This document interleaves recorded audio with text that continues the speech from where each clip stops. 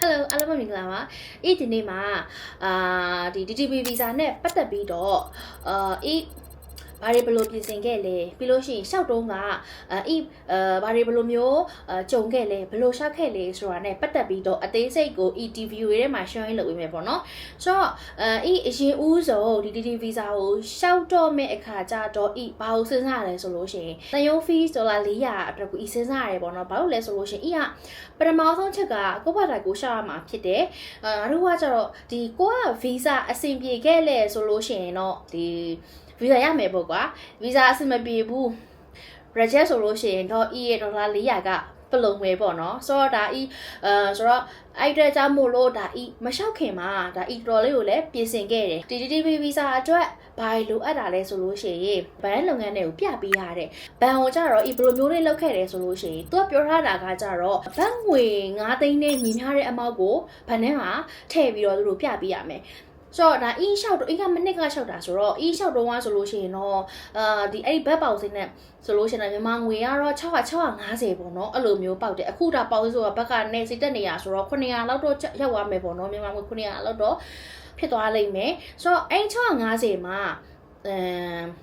ဘယ်လိုမျိုးလုပ်ထားလဲဆိုလို့ရှိရင်သူကလေဒီတယုံရဲ့ဒီ website မှာကြတော့အဲ့650လုံးကြီးဒီဘတ်5ပေါ့နော်ဘတ်5သိန်းနဲ့ညီမျှတဲ့ပမာဏကိုfix လုပ်ထားရမယ်ဆိုပြီးတော့ဒါမပြောထားဘူးဒါပေမဲ့ကကြတော့က650ပြပေးတယ်အဲ့ထဲမှာမှ900ပေါ့နော်ဒီ300လောက်ကိုဒါ fix လေးလုပ်ထားလိုက်တယ်ကျန်တဲ့ဒီ150ကိုကြတော့ဒီလိုမျိုးသုံးတယ်ပေါ့နော်ဝင်နေထွက်တယ်အဲ့လိုမျိုးလေးဒါဖြစ်နေရပေါ့နော်ဆိုတော့နောက်တစ်ခါကြတော့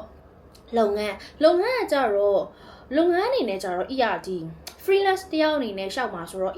မှာရှိတဲ့ဒီ page လေးနဲ့ပဲဒါရှောက်လိုက်တယ်ပေါ့နော်ဆိုတော့ page နဲ့ချက်တယ်ဆိုပြီးတော့လည်းအရင်တင်မကြည့်နေပေါ့နော်စီမှာကလည်း follower ကြီးအဲ့လောက်ကြီးလည်းများနေမျိုးမဟုတ်ဘူးအဲ့တော့ဒါမလျှောက်ခင်မှာပေါ့နော်ဒီငါမှာရှိနေတဲ့ဒီ follower လေးနဲ့အဆင်ပြေပါမလားဆိုတော့အများကြီးပေါ့နော်အဲ့ like ကြည့်ရတဲ့ခါကျတော့ follower အရင်နဲ့ဒါပေမဲ့လည်းငါလျှောက်ကြည့်ပါမယ်ဆိုတော့စိတ်ကများနေတာဆိုတော့ဒါရှောက်လိုက်တယ်ဆိုတော့ဒီဆိုတော့ဒါဒီ page နဲ့ပဲရှောက်လိုက်တယ်မှာရှိတဲ့ follower နည်းနည်းနဲ့ပဲဒါရှောက်လိုက်တယ်ဆိုတော့နောက်တစ်ခါကျတော့ဒါpage ချောက်တာဆိုတော့ရဲ့ဒီ Facebook ကရ income ပေါ့နော်ဒီတစ်လစာ income ကိုပြရတယ်ကလေincome ကလည်းအများကြီးရနေရမျိုးလည်းမဟုတ်ဘူးတစ်လမှာ$100 200ဝန်းကျင်ချိုးလာရဆိုလို့ရှိရင်ခရီးလွန်နေတဲ့အခါကျလို့ရှိရင်မရရလာရတာမှရှိရဲဒါပေမဲ့အဲ့ဒီအတိုင်းကိုပဲသူတို့တင်ပေးတယ်အဲ့ဒီမှာကလေအဲ့ဒီမှာကပြောချင်တာကကိုမှရှိနေတဲ့ဒါအစ်စ်ကိုပဲလှုပ်စီခြင်းနဲ့ပေါ့နော်တူတွေဘာတွေဒါမလုပ်ရင်တော့ပို့ပြီးတော့ကောင်းတာပေါ့ဆိုတော့ဒါဘန်ရဲ့လုပ်ငန်းရဲ့ဒါပြင်ဆင်နဲ့ ready ဖြစ်သွားပြီဆိုတဲ့ခါကြလို့ရှင်ဒီ Thai ရဲ့ website ကနေပြီးတော့ဒါတင်လိုက်တယ်ရနောက်ရတဲ့ခါကျတော့သူကဒါတန်ရုံးကြီးတော့400ကိုလာပြီးတော့တွင်းခိုင်းနေပေါ့နော်ဆိုတော့ဒါတွင်းလိုက်တယ်တွင်းပြီးတော့သူကနောက်တစ်ရက်ကျတော့ဘာပြောလဲဆိုလို့ရှိရင် interview လာဖြေပါဆိုပြီးတော့ဒါခေါ်တယ်โอเคပေါ့ဒါinterview တော့ဖြေတဲ့ခါကျလို့ရှိရင်ဘာတွေယူသွားရလဲဆိုလို့ရှိရင်ဒီလျှောက်တုံးကတင်ထားလိုက်တဲ့အတိုင်းပုံစံအတိုင်းကိုဒါယူသွားတယ်ဗန်နဲ့ပတ်သက်တာတွေလည်းယူသွားတယ်ပြီးလုပ်ငန်းနဲ့ပတ်သက်တာတွေလည်းယူသွားတယ်ဆိုတော့တင်တဲ့အတိုင်းအကုန်သာယူသွားတယ်နောက်ကကျတော့ passport စာအုပ်ကျတော့မပါပါဘူးဘာလို့လဲဆိုလို့ရှိရင်အဲ့ဒီအချိန်မှာဒီဂျပန်ဗီဇာကိုရှောက်ထားတာဆိုတော့တန်ရုံးထဲမှာစာအုပ်ကရောက်နေရဆိုတော့passport စာအုပ်တော့မယူပါဘူးကျန်တဲ့အချက်လက်တော့အကုန်ယူသွားတယ်။ဝင်သွားတယ်အဲ့ဒီအချိန်မှာဒီ Thai ပေါ့နော်ဒီ Thai officer အမျိုးသမီးပေါ့နော်သူထိုင်နေတယ်ဘေးမှာက translator တယောက်ရှိရယ်English လိုပဲမေးတယ်ပေါ့နော် English လိုပဲဖြေပြီးတယ်တကယ်လို့ကိုကအဆင်မပြေဘူးဆိုလို့ရှိရင်တော့ဘေးမှာ translator ရှိရယ်ဒါပေမဲ့ translator ကအရင်သဘောကောင်းနေရမျိုးကြီးတော့မဟုတ်ဘူးသိရမလားအဲ့တော့ဖြစ်နိုင်လို့ရှိရင်တော့ English လိုသူမေးတယ်ကိုဖြေတယ်အဲ့တော့သူမေးကိုဖြေလိုမျိုးပုံစံမျိုးနဲ့ပြောရင်တော့ပို့ပြီးတော့ကောင်းတယ်ဆိုတော့နောက်ပြီးလို့ရှိရင်သူဘာမေးတာလဲဆိုလို့ရှိရင်ပေါ့နော်ဘန်ကကျတော့ဒါအဆင်ပြေတယ်ခုနလောက်ခဲ့လိုက်တဲ့အတိုင်းကအဆင်ပြေဒါပေမဲ့သူလုပ်ငန်းမှာဆိုတော့ဗာမေးလဲဆိုရင်နင်တစ်လောက်လောက်ပဲကြရလားဟုတ်တယ်